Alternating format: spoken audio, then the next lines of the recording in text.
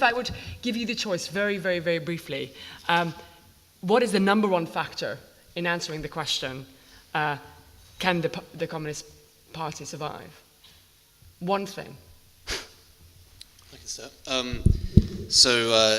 I think that the key is uniformity of understanding of where they're going at the top. I think that the moment they have a split at the top, and that's why the Bourchier case was so important, I think that they worry that that could be the end of the system.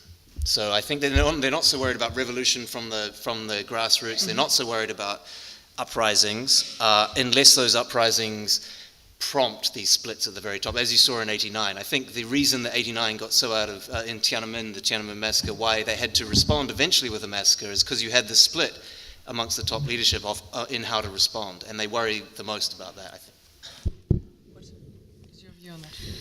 Yeah, I would say an independent legal system will be very important for the party to survive or not. And very interesting, we talk about Bo Xilai. As a Chinese, when Bo Xilai just promoted to the Chongqing, which is over 30 million population there, actually from a journalist experience, we realized Bo Xilai is going to fight. Because according to our rule, a secret rule for the power, anyone sent to the west part of China is not promoted. Is you're punished already. So this is why there's a last chance for Bo Xilai if he want to come back to central government.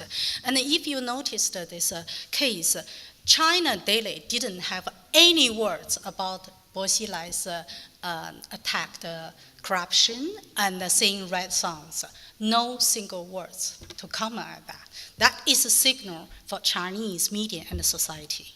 And still strongly controlled by the political party. So I think an independent legal system is very, very important for China. Thank you. Anna? I'm going to stick by what I said and say that the environment, I think, is crucial to the overall picture. But to be a bit more provocative and think about why has the Communist Party survived for so long, I think the answer to that is that it's a very complex political machine. So rather than being attacked as a whole, it can always metabolize any attack and point the finger at someone else within that. And Bourchier case is one very good case of that. So that's, to me, one key mechanism that really keeps it going. So, Christopher? I think I'd say it's the economy stupid.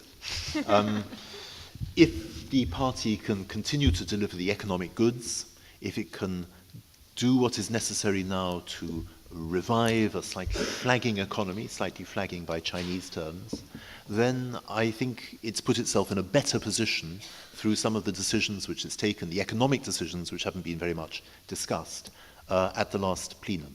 But that's a big question. There are a lot of lurking pitfalls which I find very hard to judge from here. The size of debt, the size of the indebtedness of banks and all sorts of other financial institutions. Is this a really serious problem which is lying in wait for the party? I don't know. I know some people on this platform think it's a very big problem indeed. And my one-phrase answer would be the social contract. Very briefly, I'd like to mention someone who was in the news about a year and a half ago.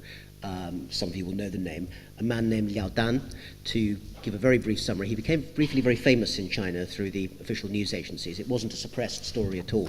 He had basically committed fraud, forged fake receipts for hospital treatment because his wife was dying of kidney disease and she needed dialysis.